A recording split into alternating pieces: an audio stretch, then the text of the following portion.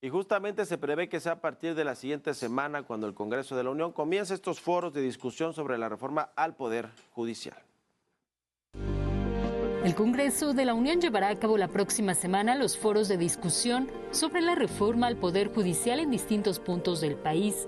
El coordinador de Morena en el Senado, Ricardo Monreal, detalló que se conformará una comisión mixta de trabajo para calendarizar estos encuentros, donde se prevé la participación de jueces, magistrados y también se extenderá la invitación a ministros y demás actores interesados en la discusión.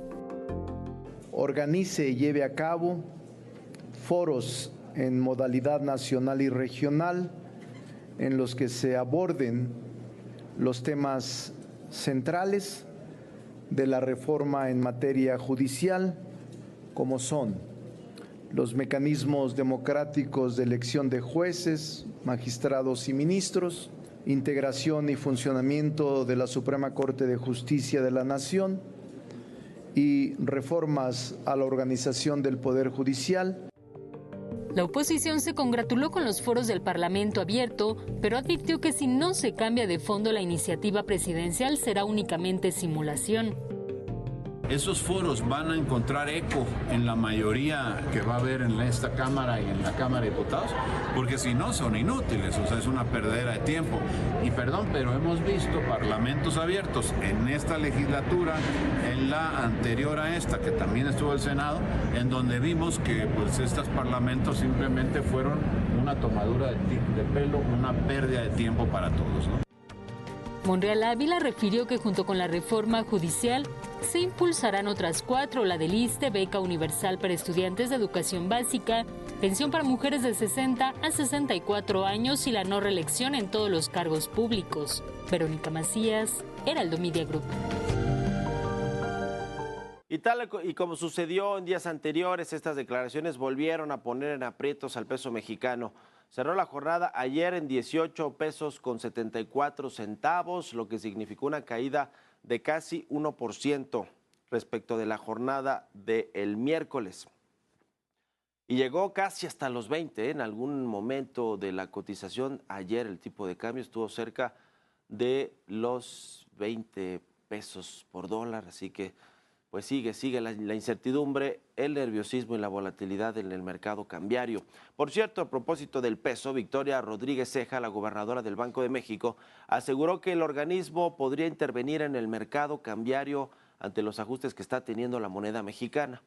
La gobernadora del Banco Central recordó que Banxico cuenta con mecanismos como el de la subasta de coberturas cambiarias por un monto de hasta 30,000 millones de dólares para hacer frente a la depreciación del peso frente al dólar.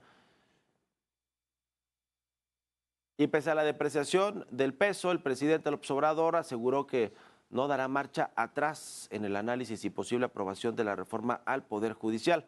Estas fueron sus palabras. ¿Se puede avanzar si no hay corrupción?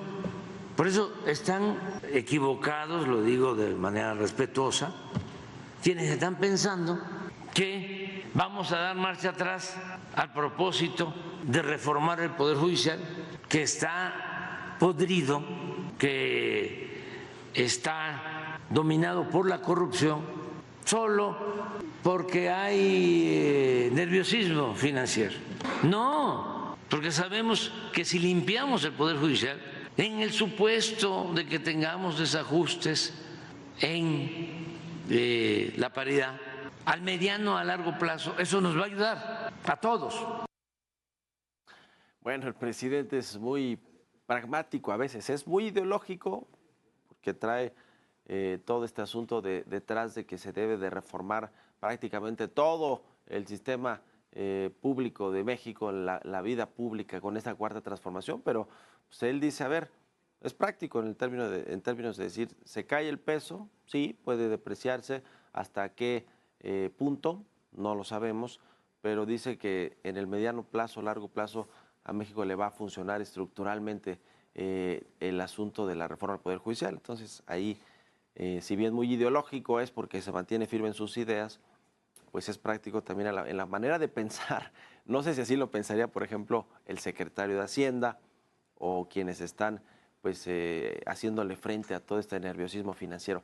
Pero hablando de la Secretaría de Hacienda y Crédito Público, ayer anunció que anticipó pagos para reducir la deuda externa del país. Gabriel Llorio, el subsecretario de Hacienda, detalló que con esta operación se logró reducir en un 100% los pagos de deuda externa que tenía programados el gobierno durante el próximo año. Y Claudia Sheinbaum se reunió este miércoles con la jefa de gobierno electa de la Ciudad de México, Clara Brugada, para discutir diversos temas referentes a la capital del país. Al llegar al lugar de la reunión, Brugada habló sobre el proceso de transición con Martí Batres. Pero vamos a una transición al gobierno de la ciudad. Recibo una ciudad transformada y va a ser muy amable todo el proceso de transición. Para este proceso, Clara Brugada y Martí Batres designaron a quienes se encargarán de la transición.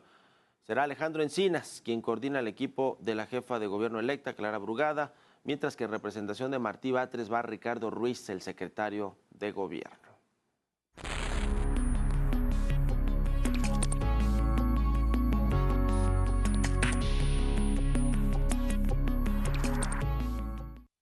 ¿Cuánto tiempo va a tardar entre que se lleven a cabo los foros de discusión, las consultas abiertas a la población y entre que se apruebe la reforma constitucional al Poder Judicial de la Federación? Por lo menos va a haber un impasse de 3 meses y medio, quizá 4, dependiendo cómo vayan a procesar los legisladores a partir de septiembre esta y otras reformas constitucionales, pero sobre todo esta, que es la que ha causado más nerviosismo en los mercados financieros, en el mercado cambiario, le ha afectado al peso, a los inversionistas. Los empresarios mismos no tienen certeza de qué hacer y eso eventualmente se va o se podría también reflejar en la inversión tanto extranjera como en la inversión nacional privada. Es decir, si no hay certeza de cómo va a quedar el marco jurídico y judicial de México, pues no hay certeza tampoco para seguir destinando inversiones. Ya lo veremos, eso lo iremos viendo en los siguientes meses, pero en este impasse de 3 a 4 meses, ¿qué debería hacer el Poder Judicial de la Federación con respecto a los dichos del presidente? Que bueno, ya hemos escuchado, dice que está podrido todo el Poder Judicial, que los ministros y ministras, o algunos, la mayoría, son traficantes de influencias, considera que los jueces, juezas, magistrados, magistradas son corruptos en su mayoría, salvo honrosas excepciones, porque así lo dice. Todos son palabras y adjetivos del presidente de la República, Andrés Manuel López Obrador. En medio de todo esto, ¿qué tipo de resoluciones y sentencias podrán sacar actualmente los jueces, los magistrados o los ministros? Es decir, si sacan a favor o en contra, en cualquier caso, mercantil, civil, una resolución, una sentencia, pues si bien se podría revertir con un nuevo Poder Judicial, es decir, llega un nuevo Poder Judicial y dice, esta sentencia que sacó el juez tal, el magistrado tal o el ministro tal, pues no convence. ¿Por qué? Pues porque estaba lleno de corrupción el Poder Judicial y porque pues eran traficantes de influencias los altos mandos de este Poder Judicial. En fin, cualquier argumento, y entonces puede echar atrás esa sentencia, le decía, a favor o en contra de cualquier empresa o del gobierno, hablando de un asunto quizá también fiscal que atañe al Servicio de Administración Tributaria. Entonces, hay muchos empresarios, hay ciudadanos que están solicitando, haciendo un llamado al Poder Judicial de la Federación, hablando a la máxima autoridad, que es la ministra presidenta de la Corte, en este caso Norma Piña, que también es la presidenta del Consejo de la Judicatura Federal.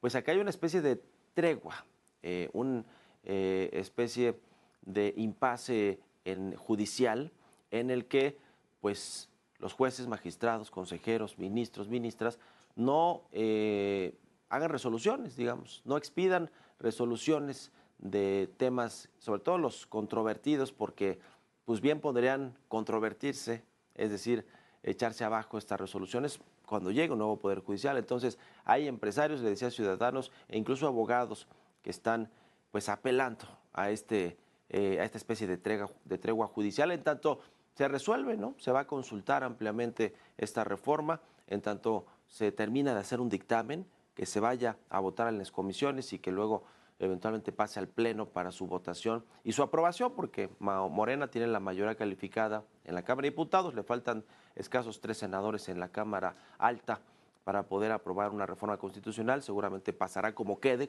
el dictamen, quizá algunos cambios cosméticos muy ligeros, pero el fondo de la reforma, ya lo dijo el presidente López Obrador, es que se vayan a voto popular todos los altos cargos del Poder Judicial de la Federación, que quizá, ya le habíamos platicado aquí, sea con una estrategia de propuestas que vengan del Ejecutivo, que vengan del Senado, que vengan de los partidos políticos y después ya, una vez depurada una lista de posibles candidatos a la Corte, a las magistraturas, a las consejerías, eventualmente también a un cargo de juez de distrito en México, pues después de que se hayan filtrado estos perfiles, ya ahora sí se llevaría quizá a la votación, sí o no, considera que es un buen perfil la ciudadanía, y entonces lo palomearía la ciudadanía, el pueblo de México, como dice el presidente, y entonces pasaría ya a su aprobación. Más o menos por ahí puede ser el proceso, pero bueno, ya dijo el presidente que eso quiere que se quede y seguro se va a quedar este asunto de la votación de los altos cargos del Poder Judicial. Pero bueno, mientras todo esto sucede, mientras es ley, se publica en el Diario Oficial, se promulga, pues hay un impasse, y en este impasse pues muchos están pidiendo que no haya resoluciones, que no se apresuren estas sentencias o resoluciones para evitar que después, pues en escasos meses, 3, 4, 5 meses, pues se puedan echar abajo. Ya veremos si esto sucede o no. Es un llamado que han hecho empresarios, sobre todo empresarios, a la ministra presidenta de la Corte, Norma Piña, y quien también les decía preside el Consejo de la Judicatura Federal.